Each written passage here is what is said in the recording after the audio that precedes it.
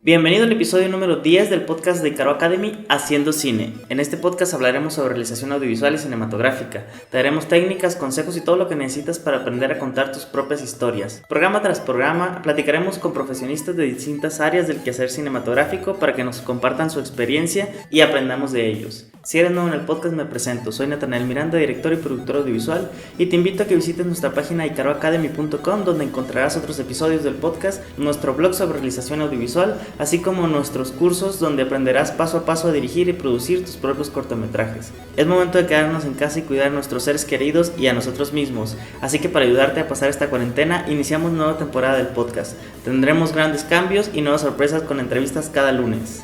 En este episodio hablaremos sobre efectos visuales en el cine y para esto platicamos con Carolina Jiménez. Ella es española y actualmente radica en Vancouver, donde trabaja como lead artist en el estudio Scanline. Ha participado en el área de efectos visuales en un gran número de producciones, de las que destacan El Hobbit, Aquaman, Joker, Ant-Man and the Wasp, Game of Thrones, Terminator, Liga de la Justicia, Guardianes de la Galaxia, entre muchas otras. En su página y en sus redes sociales hace un gran trabajo de divulgación sobre cine, ciencia y efectos visuales. Carolina nos habla sobre su trayectoria y experiencia siendo parte de estas grandes producciones. Bienvenido al episodio número 10 del podcast de Icaro Academy, Haciendo Cine.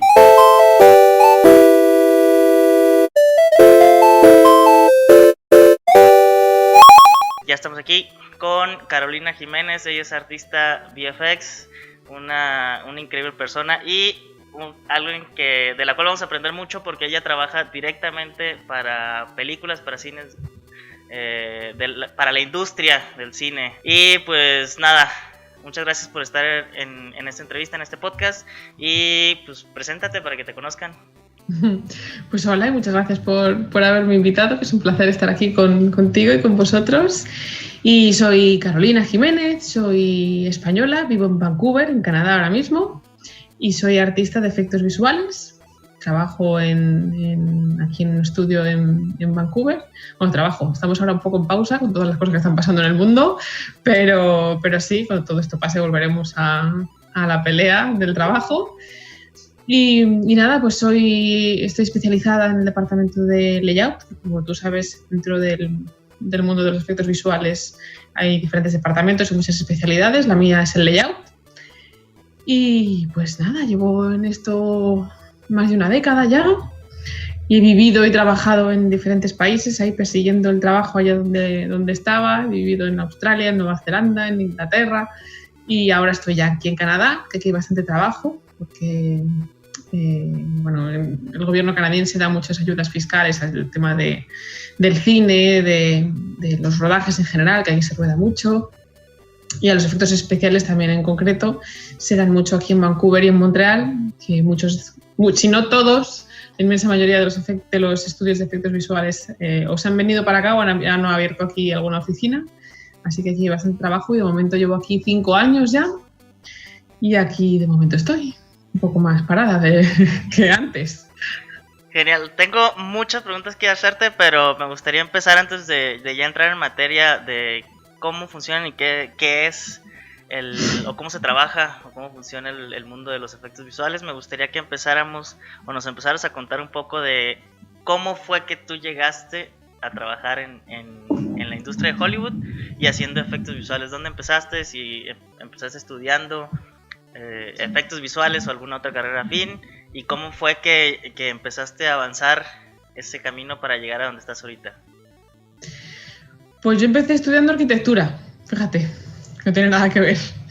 Yo quería tener una profesión que mezclara aspectos artísticos y técnicos, y yo no sabía que se podía hacerlo. Yo no sabía lo que eran los efectos visuales, ni se sabía que se podía hacer. Trabajar en cine a través de un ordenador, no tenía ni idea. Así que por descarte, pues escogí arquitectura, y gracias a la arquitectura entré en contacto con los primeros programas, los primeros softwares de animación y de 3D, porque empezábamos a hacer, pues además de maquetas y planos de los proyectos que hacíamos para clase, pues empezábamos a hacer representaciones 3D, ¿no?, virtuales de los proyectos. Y ahí fue cuando tuve el primer contacto con este tipo de software y me encantó, me gustaba mucho más que la arquitectura en sí. ¿Con qué software empezaste?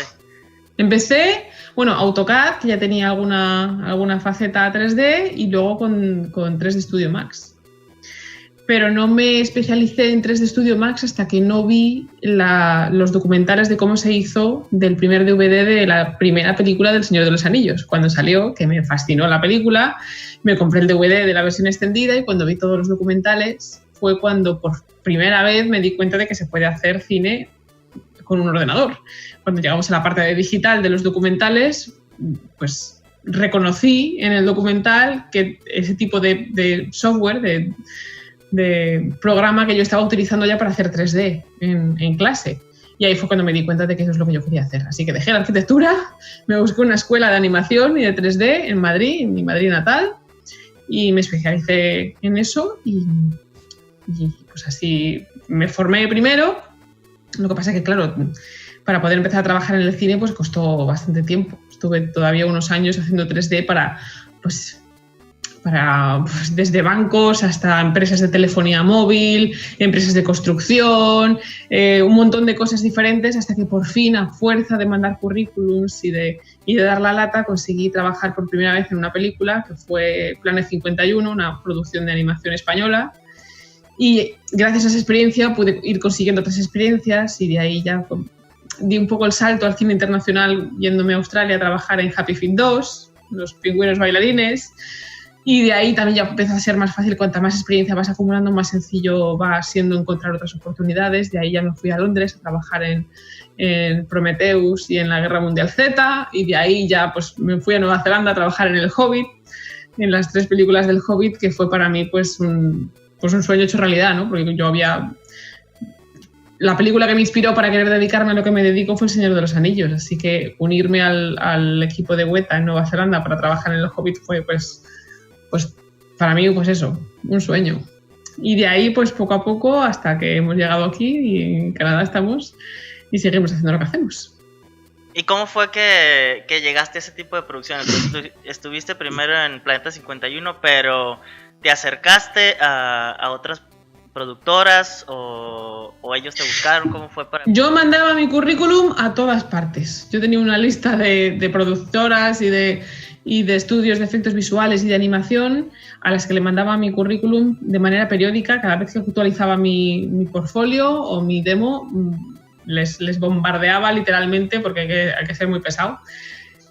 La constancia y la perseverancia dan frutos, y a fuerza de dar la lata y de ser muy pesada, al final me dijeron, venga, va. Me hicieron caso. Al principio no me hacían caso, claro, yo era una estudiante más de una escuela de animación perdida en Madrid y no me hacía caso nadie, pero a fuerza de ir aprendiendo todos los días e ir actualizando el portfolio de manera constante y de ir mandando a todos los estudios de manera repetida todo mi material, finalmente hubo alguien que necesitó un perfil como el mío, me hicieron caso y se me fueron abriendo puertas, pero hay que ser muy pesado, hay que ser muy, muy, muy persistente. Muy terco, eso sí, no se logra. ¿Y ahí qué fue lo que hiciste? O sea, ¿en qué área estuviste o qué parte de la película estuviste haciendo? Pues como yo no sabía a qué departamento especializarme, porque se puede especializar uno en modelado, o en animación, o en texturizado, cuando estás en una empresa pequeña es muy común ser un generalista, que eso significa que sabes hacer un poco de todo, porque al ser menos personal, pues muchas tareas caen en las mismas personas. Pero en los grandes estudios, al ser obviamente más grandes, ya compartimentan el trabajo y estar especializado pues es una ventaja para que te llamen cuando hace falta alguien de tu perfil. Pero yo en mi caso, que no sabía en qué especializarme, lo que me hice fue una buena generalista, es decir, hacía un poquito de todo. Me gustaba un poquito de modelado, un poquito de animación, un poquito de texturizado, y resulta que un perfil de buen generalista es el que se utiliza mucho en layout. Y yo no sabía lo que era el departamento de layout cuando empecé en todo esto. Y porque somos los que nos encargamos de montar la escena, de colocar la cámara y de preparar la composición de la escena y sobre todo de colocar y animar la cámara, que es la que va a dar el punto de vista, ¿no? El tiro de cámara que los demás departamentos van a utilizar para después trabajar a través de ella. Porque no se trabaja en nada de la escena que no esté delante de la cámara, para optimizar pues tanto las escenas de Maya, Maya es el programa que utilizamos ahora más, como los tiempos de render. Cuantos menos polígonos tengamos mejor, con lo cual el tiro de cámara es muy importante. Y eso, el no especializarme en nada, sino que gustarme un poquito de todo, me hizo llegar al departamento primero de composición de escena, que después se transformó en el departamento de layout, que es en lo que hago ahora. ¿Y la primera vez que viste en el cine una película con tu trabajo, cómo te sentiste? ¿Que fue Planeta 51, Lloré. Fui a ver esa película, bueno, que como es lo normal, ¿no? En el estreno de una película en la que has trabajado suele ser, vas con tus compañeros, ¿no? O el estudio te invita a hacer un pase para todo el equipo y acabas yendo con tus compañeros a verla y pues aplaudes y ves los nombres, y cuando sale la escena en la que has trabajado tú, pues se vitorea, y cuando salen los nombres de todos hacemos fotos a la pantalla, y la primera vez fue muy emocionante y lloré. Y me sigo emocionando, ¿eh? No, yo me gustaría que eso nunca se me pasara, porque es muy bonito ver tu nombre ahí con el de todos tus compañeros cuando acaba por fin una producción que normalmente suele ser trabajo duro, que lleva muchas semanas, pues es una satisfacción. Más o menos, como cuánto tiempo de trabajo es en un proyecto como una película. Depende mucho de la película, porque hay películas en las que nos tocan más secuencias que en otras, porque no todas las películas, o sea, no todos los efectos visuales de una misma película las hace un solo estudio. Se suelen compartimentar y se hacen entre diferentes estudios. Y eso, si nos quedamos viendo los créditos del final de una película, se ve porque están separados normalmente en diferentes estudios, ¿no? Pues los artistas de MPC, los artistas de ILM, los artistas de Scanline. Entonces se ve que hay muchos estudios involucrados y se suele repartir por secuencias. Entonces, dependiendo si te han tocado muchas secuencias o pocas, y dependiendo también de qué tipo de película es, porque claro, una comedia romántica lleva menos efectos visuales que una película de superhéroes, esto como es lógico. Entonces puede variar entre 3 o 4 meses a año y pico, dependiendo de cuánta carga de trabajo tengamos. Wow. Y bueno, empezaste con Planeta 51, luego Happy Feet, y ahora sí lo bueno. O sea, a partir de que empezaste con El Hobbit a las últimas producciones que, según tengo entendido por tu IMDb, estuviste en El Joker, estuviste en Aquaman, Ant-Man and the Wasp, unos episodios de Game of Thrones.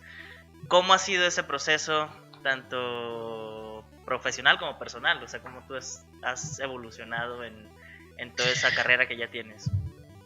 Pues no se deja de aprender. Cada proyecto suele ser un reto, porque en el mundo del cine en general, y sobre todo en nuestro mundo, que es muy tecnológico, todo el mundo intenta innovar un poco, ¿no? Intenta hacer algo nuevo, algo que no se ha hecho nunca. Intentamos forzar las herramientas al máximo para poder, pues eso, hacer algo que no se ha hecho nunca e innovar en las herramientas que utilizamos todos los días. Así que es imprescindible seguir aprendiendo, y cada nuevo proyecto suele ser también una curva de aprendizaje y una pelea con la herramienta nueva para sacar el máximo partido. Y pues es un viaje que no termina nunca. Todo el cine, si todas las películas fueran iguales, no aprenderíamos nada, ¿no? Así que... Claro. ¿Y cómo es trabajar con directores? Bueno, no sé si tú tengas un contacto directo con directores o nada. No, normalmente no. Normalmente nuestro trabajo comienza durante y cuando, sobre todo, terminan los rodajes. Y como te digo, como hay muchos diferentes estudios de todo el mundo trabajando en los efectos visuales de una misma película, normalmente los directores están en sus casas de Malibú o de donde vivan, o trabajando ya en otros proyectos simultáneamente, porque esta gente no para, y no tenemos contacto directo normalmente con los directores. Hay alguna excepción, pero es muy raro. Lo normal es que nuestro trabajo está muy jerarquizado. Tenemos un supervisor por cada departamento, y luego cada proyecto tiene un supervisor de VFX, que es el que a su vez presenta al cliente.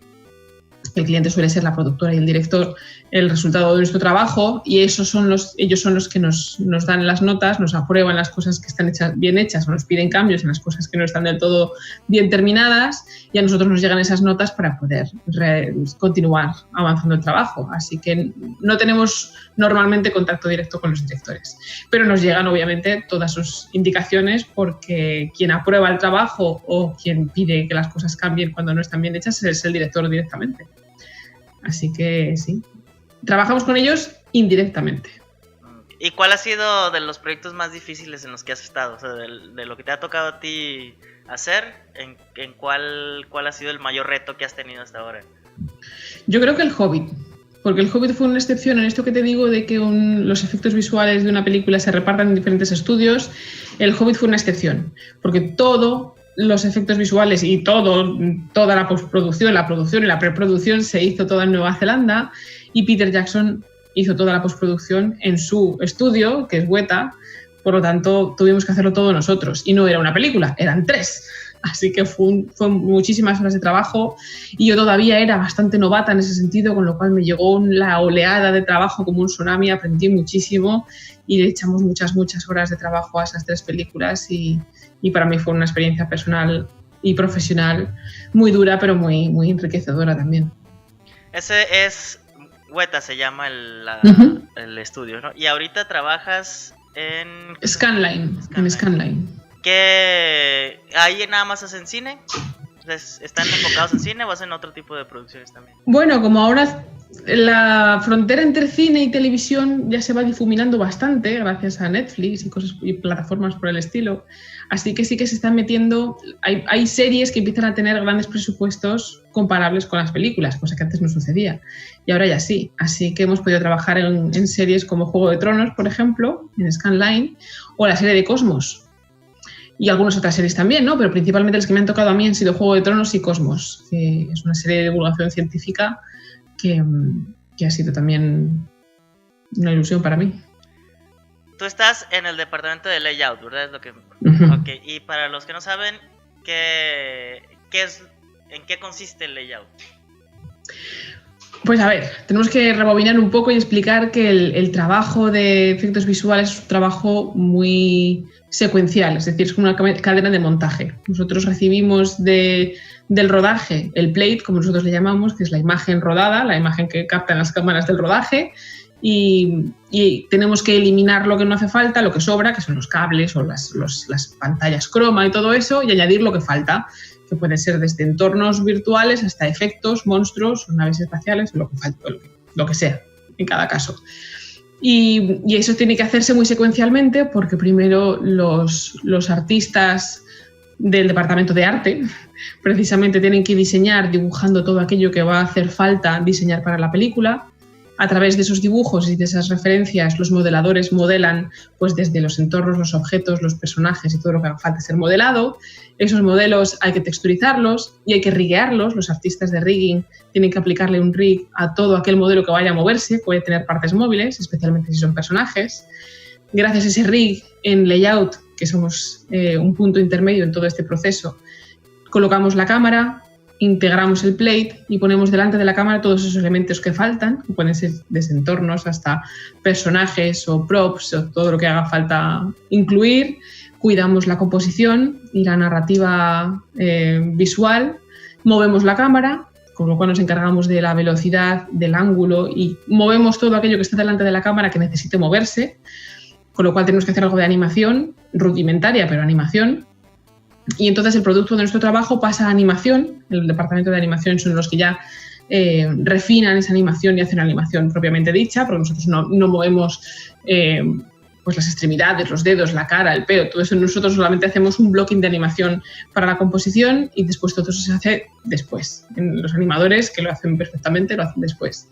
Y también viene después el departamento de efectos, que son los que incluyen las explosiones, la lluvia, el humo, el fuego, las cosas que se rompen y se destruyen, todo eso se incluye en efectos.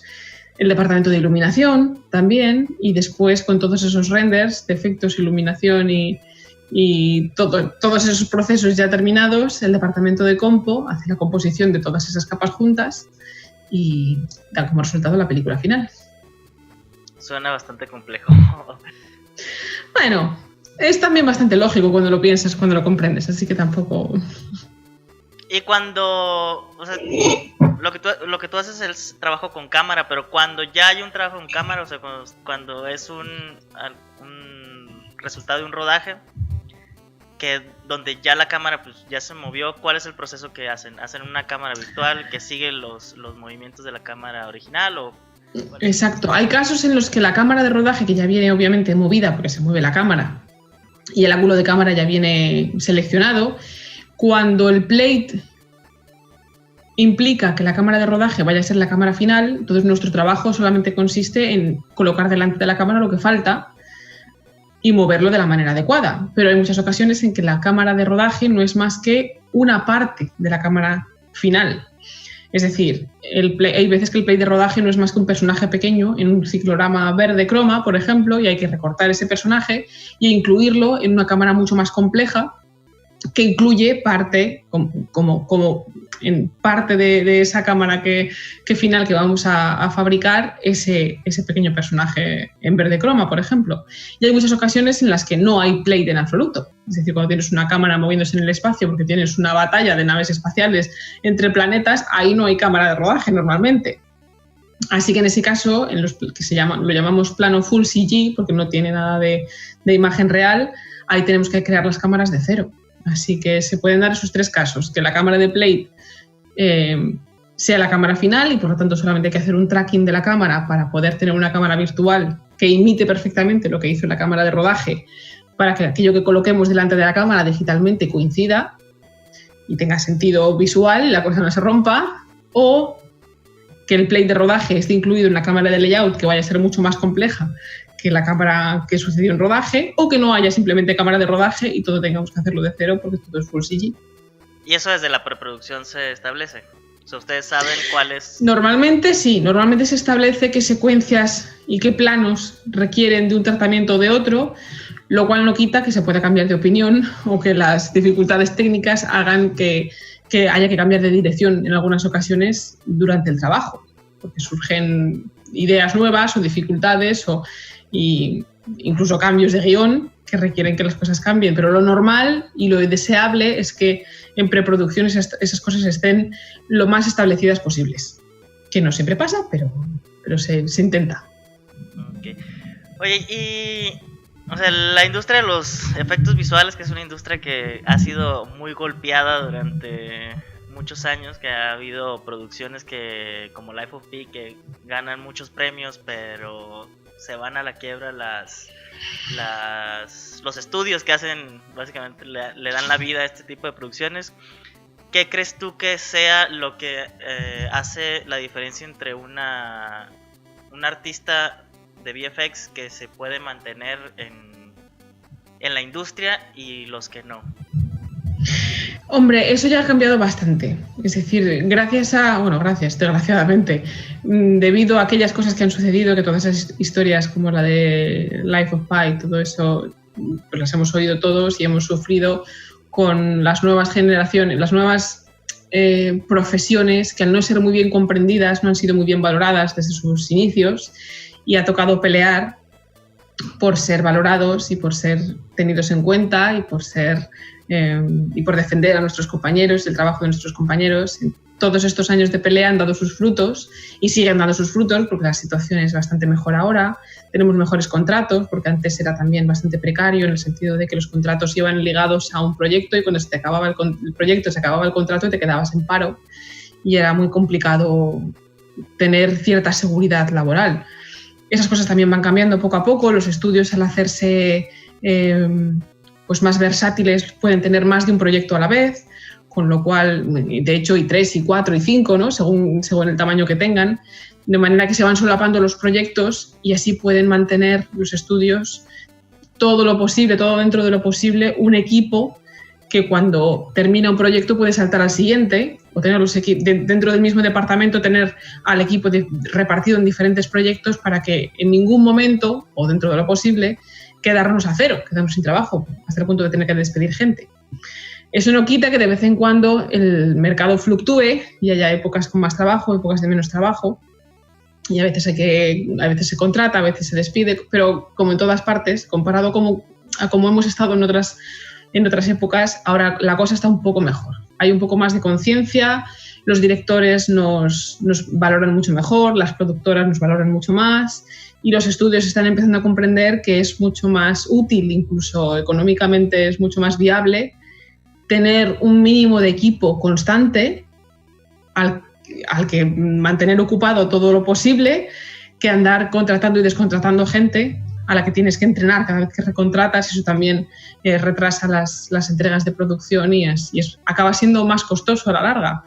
Así que de todo esto la industria está aprendiendo y los estudios están aprendiendo y las productoras están aprendiendo y las cosas van un poco mejor. Que es muy bueno escuchar eso. Porque aún hay mucho que mejorar. Sí, claro. Por supuesto, pero sí, estamos aprendiendo todos un poco, procurando que la situación de aquellos años difíciles pues no se repita.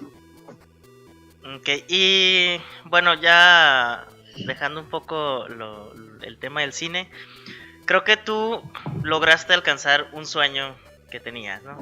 Y que muchos tenemos, de poder estar en proyectos grandes, ver tu trabajo en una pantalla. ¿Qué es lo que tú le puedes recomendar o le recomendarías a alguien que justo va empezando, que tiene esas ganas y ese sueño por dedicarse, en este caso al mundo del VFX, que puede estar en México, en España o en cualquier lugar del mundo, pensando que es algo inalcanzable, que es algo que solo unos cuantos son los que logran hacerlo? ¿Qué es lo que tú le puedes recomendar o algún tip que puedas dar para decirles o dejar claro que no es algo imposible? No es imposible, porque si yo lo he hecho, que no es imposible. Yo siempre digo que yo no tengo ningún talento especial, salvo de ser muy pesada. O sea, que si yo lo he conseguido, lo puede conseguir cualquiera. Y sí que recomiendo también no obsesionarse demasiado con la meta. Esta profesión es una profesión muy bonita y no quiere decir que si no conseguimos llegar a trabajar en producciones de Hollywood y ver nuestro nombre en la gran pantalla no lo hayamos logrado. No, hay muchísimo trabajo que hacer. Hay trabajo ahora en producciones de todos los tamaños. Hay estudios de VFX y empresas de VFX de todos los tamaños en todas partes, lo cual es positivo, porque ahora se puede trabajar de esto, se puede vivir de esto casi en cualquier sitio. Estoy convencida de que obviamente en México tenéis estudios de diferentes tamaños que con muchas necesidades, que ofrecen trabajo a muchas más personas.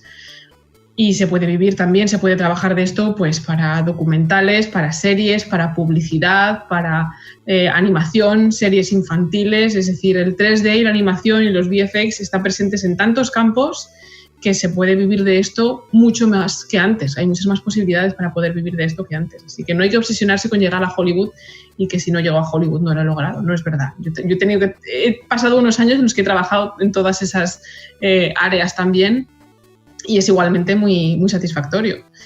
Aún así, si yo lo he logrado, se puede lograr. Hay que trabajar duro, hay que estar estudiando todos los días. Como te digo, hay que mejorar constantemente el portfolio, el currículum. Hay que pelear por conseguir que los estudios y las productoras en las que quieres trabajar sepan que existes, porque nadie va a llamar a tu puerta para ofrecerte trabajo. Hay que ir y dar la lata y empezar, como te digo, poco a poco desde abajo. No obsesionarse con llegar muy alto, sino ir disfrutando el camino lentamente.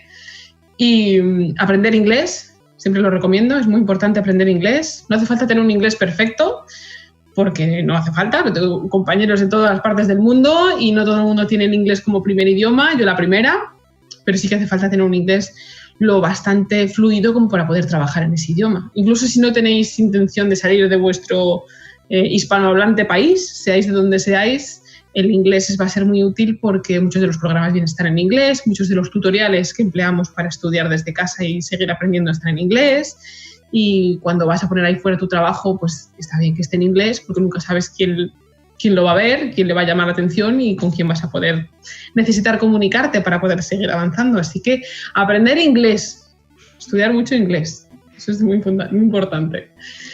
Y nada, y pedir ayuda a aquellos que sepan más que vosotros y que hayan empezado antes que vosotros, que fue lo que hice yo cuando yo empecé. Tuve mucha gente a la que pedí ayuda y mucha gente me ayudó a avanzar. Así que pedir ayuda a los que van por delante y siempre ayudar a los que vengan por detrás, ¿vale? Porque siempre habrá quien sepa más que nosotros y siempre habrá quien sepa menos. Así que si estamos dispuestos a pedir ayuda y que nos ayuden los que van por encima, hay que estar dispuestos también a ayudar a los que vienen por debajo, porque esto no es una competición, esto es una familia y todos juntos llegamos más lejos. Así que eso, no os olvidéis que estamos todos juntos en esto. Es más fácil hacer más entre varios que entre uno solo. Exacto. Y ahora que tú ya estás en el lugar donde mucho tiempo soñaste estar, ¿qué sigue para ti? O sea, ¿qué es lo que... ¿Tienes algo en mente algún departamento en particular, al hacer otro tipo de proyectos, o te gustaría trabajar en alguna producción en especial, o qué es lo que te gustaría que viniera para ti? De momento estoy en un lugar, me han hecho lead hace poco, lo cual es muy emocionante porque por primera vez en mi carrera, desde hace un tiempo, no solamente estoy trabajando como artista, sino que estoy siendo lead, jefe de equipo de otros artistas, con lo cual sigo creciendo dentro de mi departamento y dentro de mi profesión, que siempre es un reto también, es seguir avanzando. Pero además estoy disfrutando mucho de la divulgación y de contar cosas sobre cine y sobre efectos visuales en redes sociales, y a todo aquel que me escribe y que me pide ayuda a intentar echar una mano también, y dar cursos, enseñar aquello que he aprendido y hacer vídeos de YouTube y participar en podcast. Y hace poco me han propuesto incluso escribir un libro sobre el tema, así que me voy a animar a escribir un pequeño libro que cuente todas estas cosas para quien se esté iniciando y quien tenga curiosidad. O sea que seguir compartiendo las cosas que hago, porque me gusta mucho el mundo del cine y lo que voy aprendiendo, y también aprendo muchísimo cuando quieres explicar algo. Cuando intentas enseñar algo es cuando más se aprende, así que gracias a eso también estoy aprendiendo un montón y creciendo un montón, y quiero seguir haciendo esas cosas. Y cuando haya pasado la pandemia esta, pues ya veremos, porque ahora mismo está todo parado, todos los proyectos parados, así que ya veremos cómo sigue esto. Sí, ninguno sabemos para dónde vamos a avanzar, pero esperemos que pase pronto. Pues bueno, no sé si quieras agregar algo, creo que ha sido una plática bastante amena y tenía tantas dudas que creo que en la mitad se me perdieron en este momento, y no quisiera ser como muy redundante tampoco esta plática, pero algo que tú te gustaría agregar a lo que hemos hablado. Pues no sé, yo creo que mientras haya cine hay esperanza, y que todas las profesiones del cine son igualmente valorables y respetables, que el hecho de que trabajemos en efectos visuales digitales ahora no quiere decir que las demás profesiones que más tradicionales no tengan cabida. Yo creo que lo ideal es que todas convivan en el mundo del cine, y cuando una película equilibra las diferentes profesiones juntas es cuando más rica es artísticamente hablando. Y nada, que disfrutar del cine, de ver cine, de hacer cine, y que nos vemos en las salas de cine cuando las abran otra vez. O en Netflix. Y si no, en Netflix, nos vemos por las redes, a ver, claro. Y por las plataformas. La ventaja que tenemos ahora. Tengo una duda, ya esta es una duda personal. En el Joker, ¿en qué parte hiciste? ¿En qué parte trabajaste? Pues como sabes, el Joker no tiene... Se ha hablado mucho de que el Joker no tiene efectos visuales. Sí tiene efectos visuales. Lo que no tiene el Joker es rodajes en set con pantallas croma y ese tipo de cosas. Está todo rodada en localización, y por lo tanto, pues no, en ese sentido no tiene ese rodaje en ciclorama que sí que tienen otras muchas películas, lo cual no quiere decir que no tenga efectos visuales, sí que los tiene. Hubo que borrar algunos elementos, añadir elementos, y sobre todo la reconstrucción de la ciudad, que obviamente la ciudad que se ve en la película es una ciudad ficticia, a pesar de que se vistieron las localizaciones de rodaje cerca de cámara, pero los fondos en muchas ocasiones son digitales, porque hubo que transformar los fondos reales en los fondos de la ciudad de la película. Así que, además de obviamente las atmosféricas y de cambiar letreros que pusieran una cosa para que pusieran otra y cosas por el estilo. Pero sí que tiene efectos visuales, lo que pasa es que son mucho más invisibles y sí que tiene menos que en otras ocasiones, pero los tiene. Pues justo dicen que los mejores efectos visuales son los que no se notan. Exacto, esa es nuestra maldición también. Cuando lo hacemos muy bien, no lo ve nadie. Pero es lo que hay. Es como, pues creo que todos los departamentos del cine, tanto el arte, vestuario, todo, cuando pasan desapercibidos es cuando mejor están. Lo cual no quiere decir que el cerebro del espectador no los percibe, pero no se dan cuenta. Justo. Y déjame ver si hay alguna pregunta que nos hayan hecho. ¿Cuál ha sido el momento en el que más reconocido has sentido su trabajo? ¿Y por otro artista o alguna producción especial? Pues es que yo siempre me he sentido reconocida. Claro, es que cuando estás desde dentro se ve de manera diferente. Todos mis compañeros nos valoramos muchísimo unos a otros, y en general los estudios siempre nos han valorado bastante. Y como lo que percibo en cuanto a la reacción de otras personas a mi alrededor sobre el trabajo que hago suelen ser o mis seguidores por redes sociales o mi familia, que obviamente les va a gustar mucho y lo van a valorar un montón. A mamá es muy fácil impresionarla, pues siempre me he sentido muy valorada, así que no, en ese sentido no me puedo quejar. Y una vez James Gunn, que es el director de Guardianes de la Galaxia, me contestó a 2 tweets. Eso ya tiene que curricular. ¿Verdad? Dio las gracias en general por Twitter al equipo de efectos visuales de Guardianes de la Galaxia 2 y yo le contesté, muchas gracias, jefe, y él me contestó a mí, no, muchas gracias a ti. Y yo, ¡sí! Ay, ¿por qué no tienes ese tweet fijado? ¿Verdad? O sea, que ahora los directores empiezan a valorarnos mucho más y las redes sociales también sirven para que lo expresen y eso también se agradece un montón. Sí, ese ya es un gran paso. Sí. ¿Cuántas personas conforman el departamento de efectos visuales? Bueno, aquí supongo que varía mucho, pero pues... Varía mucho, depende del tamaño de cada estudio, pero los estudios grandes de efectos visuales como MPC, LM o Scanline, que es en el que trabajo yo, o tantos otros, que hay varios de los grandes, pues mira, en Scanline somos 700 en total, repartidos en 5 países diferentes. La oficina más grande la tenemos aquí, es la de Vancouver, y somos casi 400. Pero claro, estamos entre algunos de los más grandes. Y LM yo creo que son incluso más. Y en Weta, por ejemplo, durante la época del Hobbit llegamos a ser 1000. Lo que pasa que, claro, cuando se terminó el Hobbit, que fue una carga de trabajo gigantesca, pues hubo que reducir plantilla porque no había trabajo, no había un proyecto tan grande para dar trabajo a todo el mundo, o sea que normalmente son bastantes menos, pero pueden llegar a ser muy grandes. Pero hay proyectos menores y estudios mucho menores que sí, que también trabajan en las grandes producciones. Como os digo, los efectos visuales de una película están hechos entre diferentes estudios de muchos tamaños. Así que puede haber estudios desde muy chiquititos hasta muy grandes. ¿Y eso por qué lo hacen? O sea, ¿por qué trabajan varias producciones? ¿Para evitar contratiempos? ¿Para aprovecharlo? Pues es una manera de optimizar recursos, de asegurarte de que al tener diferentes frentes abiertos, pues no pones, como decimos en España, todos los huevos en la misma canasta. Si se te cae la canasta, se te rompen todos los huevos.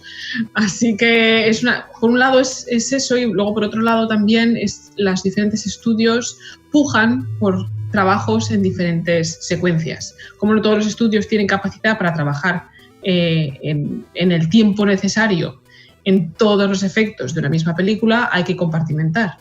Y luego diferentes estudios también tienen diferentes especialidades. Por ejemplo, Scanline, que es el estudio en el que trabajo yo, estamos muy especializados en la simulación de fluidos. Tenemos un simulador de fluidos de la casa que es exclusivo nuestro porque está desarrollado por los dueños del estudio. Por lo tanto, cuando suele haber fluidos, nos suelen tocar a nosotros esas secuencias. Por eso, las grandes masas de agua nos ha tocado trabajar en Megalodón o en Aquaman o en las diferentes películas en las que hemos trabajado. Cuando hay secuencias de grandes masas de agua, nos suele tocar a nosotros. Las productoras nos están a nosotros porque es un poco nuestra especialidad. Y a lo mejor otros estudios están especializados en algunas otras cosas. Así que compartimentando y distribuyendo el trabajo entre varios, pues obtienes mejores resultados en menor tiempo. Claro, pues estamos todos trabajando a la vez, no hace falta que un solo equipo se dé la paliza entera de trabajar intensamente y se llegan al mejor resultado también con mejor precio. ¿Y cómo es que hacen para que varios estudios que están trabajando en la misma producción tengan la misma estética y que parezca que todos lo están haciendo un mismo equipo? Pues lo importante es que haya un supervisor de VFX encima de todo. Bueno, primero está el director, está el supervisor de VFX de cliente, como le decimos, que está en constante contacto con el director, y debajo cada estudio, diferente estudio, tiene un supervisor de VFX para el proyecto que está en constante contacto con el supervisor de VFX del cliente, y estamos en constante contacto entre nosotros también, porque hay muchas veces que aunque estemos trabajando en diferentes secuencias, compartimos algunos o entornos o algunos assets o incluso personajes. En Megalodón, por ejemplo, el mismo modelo de tiburón tuvo que compartirse entre los diferentes estudios que estábamos trabajando en la misma película y con eso pues, sirve para todas las películas. Con lo cual, si se le encarga el modelado de cierto personaje o de cierto lo que quiera que sea a uno de los estudios, ese estudio tiene la obligación de compartirlo con todos los demás para que todos tengamos el mismo y viceversa. Con lo cual, eso, tener un supervisor que sea la cabeza de todos nosotros, poniendo orden, dándonos a todos las mismas indicaciones, es fundamental, y el hecho de estar nosotros bien comunicados también. Wow, eso es bastante interesante, cómo diferentes estudios se comunican entre sí para sacar. Claro, para que el proyecto tenga sentido como una sola pieza. Qué bueno saber eso, porque normalmente cuando hay dos estudios o dos compañías que hacen lo mismo es como muy celosos con lo que hacen. Hay competencia al principio hay cierta competencia porque todos queremos obviamente trabajar en ciertas, conseguir que nos otorguen a nosotros el trabajar en ciertas secuencias y hacer, obviamente, tratar de ser los mejores y de que nos escojan a nosotros, pero una vez que el proyecto está establecido y que se sabe quién va a hacer qué, es fundamental dejar de lado la competición y trabajar juntos, porque si no es la única manera de que el proyecto salga adelante. Muy bien, vamos con otra pregunta que tenemos aquí de Lina. ¿Cuál fue un punto de quiebra en el que sentiste que ya eras reconocida o un referente en el mercado? Ahorita mucha gente te conoce, mucha gente te sigue. ¿A partir de qué momento fue cuando tú ya fuiste alguien que...? Es que eso yo no me siento alguien. Eso porque tú me lo dices, pero yo no me siento ni referente, ni alguien, ni nada por el estilo. Yo soy Carolina y tengo mis redes sociales y os cuento cosas y hay gente que le gusta y ya está. Yo no me siento en absoluto alguien. Yo soy nada más que una pieza muy pequeña en una maquinaria muy grande de todos mis compañeros. Todos mis compañeros tienen mucho más talento que yo, son gente maravillosa que hacen un trabajo espectacular. Lo único que como yo soy un poco más visible porque cuento mis cosas y eso, y doy más la lata en redes sociales, pues soy un poco más llamativa, pero creedme que yo soy así de pequeñica y la máquina que trabaja en los efectos visuales de todas las películas es muchísimo más grande y todos mis compañeros tienen un talento alucinante. ¿Algún artista visual que sea tu referente o que admires o un estudio? Estudios es que todos son... Había mucha más diferencia antaño. Hace un par de décadas sí que había estudios pioneros. ILM ha sido siempre uno de los más grandes y los más pioneros en términos de tecnología para hacer avanzar a la profesión. Weta ha sido también siempre una de las más grandes y que también ha avanzado en cosas que no había hecho nunca nadie. Pero hoy en día estamos todos mucho más igualados. Hemos aprendido mucho todos unos de otros. De hecho, la mayoría de mis compañeros, que es algo que me pasa a mí, hemos trabajado en al menos la mitad de todos esos estudios, hemos saltado de uno a otro. Es decir, yo he trabajado en MPC, he trabajado en Weta y ahora estoy trabajando en Scanline y tengo compañeros que han saltado de Scanline a ILM, de ILM a Weta, de Weta otra vez a Scanline. Es decir, al final la población de artistas somos más o menos todos los mismos, en el sentido de que nos acabamos conociendo y cruzando por todas partes. Así que no está tan delimitado un estilo concreto, un estudio concreto como lo estaba antaño. Ahora somos más, pues, un equipo casi global, ¿no? Y admiro a todos mis compañeros. En serio que trabajar en equipo es la mejor manera de aprender y todos ellos son fabulosos. Bueno, qué bueno que hay una comunidad que es una comunidad en Es inevitable, al ser no muchos, claro, y estar tan repartidos por el mundo y como durante muchos años ha sido necesario viajar por el mundo de un estudio a otro para conseguir trabajar en estas cosas, nos acabamos cruzando, nos acabamos conociendo todos, pero no somos tantos. Y ya la última pregunta que tengo acá de Luis, ¿cuál es el software que utilizan para los VFX? Pues depende del departamento. Diferentes departamentos utilizan diferentes softwares. Mi departamento, que está dentro de los departamentos de 3D, como puede ser animación, modelado, layout, forma parte de los departamentos de 3D, empleamos Maya. Es el software más empleado ahora mismo. Pero, por ejemplo, en modelado a mí se utiliza ZBrush, o en compo se utiliza Nuke, en efectos se utiliza Houdini. O sea que hay diferentes departamentos que tienen diferentes herramientas. Mi principal herramienta es Maya. Y bueno, ya por último, para terminar esta plática, me gustaría que nos recomendaras una película, la que tú quieras, no sé si tu película favorita, una o un par, espero que toda la gente que escuche este podcast, en cuanto termine, corra a verla. Pues dos de mis películas favoritas que los últimos años me han obsesionado, obviamente tengo películas clásicas, tengo favoritas muchísimas, sin duda El Señor de los Anillos y Alien, por ejemplo, las grandes sagas de Star Wars, pero como todo eso yo sé que a todos os gusta, no os voy a recomendar lo que ya os gusta. Hay un par de películas que me han obsesionado en los últimos años y que no me canso de ver, que son Drive, por ejemplo, que es una historia precisamente con muy pocos efectos visuales, contada magistralmente, y si sois estudiantes de cine, por favor, ver Drive y fijaros en los ritmos, en los encuadres y en el tratamiento del color que hace esa película al servicio de la narración, que me parece una obra maestra y es una película que debería estudiarse en las escuelas de cine. Un día, si quieres, hacemos un especial solamente sobre Drive para ver qué se puede aprender de una película como esa. Y la otra es Mad Max, la última de Mad Max, Fury Road. Me la he visto también 1.000.000 de veces, también me parece una obra maestra del cine de acción. Lleva muchos efectos prácticos, muchísimos efectos prácticos, que son los que no son digitales, que son los reales, las explosiones y los artistas circenses y los motoristas, y es una locura, un locurón como película de acción, pero tiene muchísimos efectos visuales digitales y también un tratamiento del color alucinante. Fijaros en qué os intenta decir George Miller, que es el director, cada vez que utiliza un color concreto en pantalla, y disfrutarla sin poder respirar, porque no te deja respirar esa película. Perfecto, pues entonces, terminando de escuchar este podcast, se van a ver Drive y Mad Max Fury Road. La segunda de la... Luego me contáis por redes sociales, me contáis qué os han parecido las dos. Perfecto, y quedamos pendientes, porque sí me gustaría hacer esa plática sobre Drive. Estaría bastante interesante que te tengamos aquí de nuevo platicando sobre Drive. Y bueno, pues ya con esto terminamos. ¿Dónde te pueden encontrar? ¿Tus redes sociales, tu página? ¿Dónde pueden saber un poquito más de ti y de tu trabajo?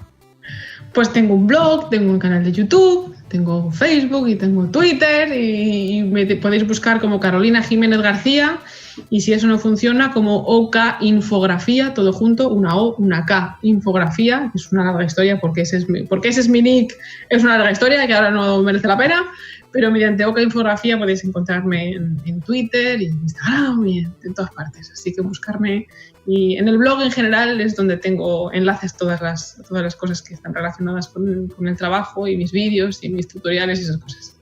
Bueno, y quiero aprovechar para recomendarles que pongan atención en Twitter a los hilos que sube Carolina. La verdad son bastante interesantes y se aprende mucho siguiendo esos hilos sobre VFX y cómo trabaja la industria de los efectos.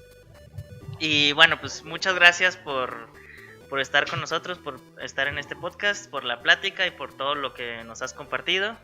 Espero pronto te volvamos a tener por acá platicando sobre Drive.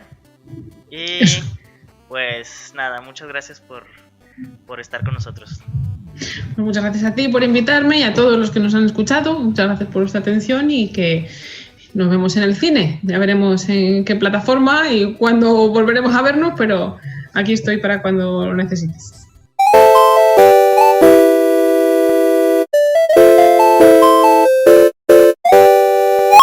Espero que te haya sido muy interesante esta plática con Carolina Jiménez y que este episodio te sirva para entrar en el mundo de los efectos visuales y darle vida a esas historias fantásticas que tienes en mente. Si te ha gustado este podcast, te agradecería tus comentarios, valoraciones y suscripciones en iTunes, Spotify y YouTube.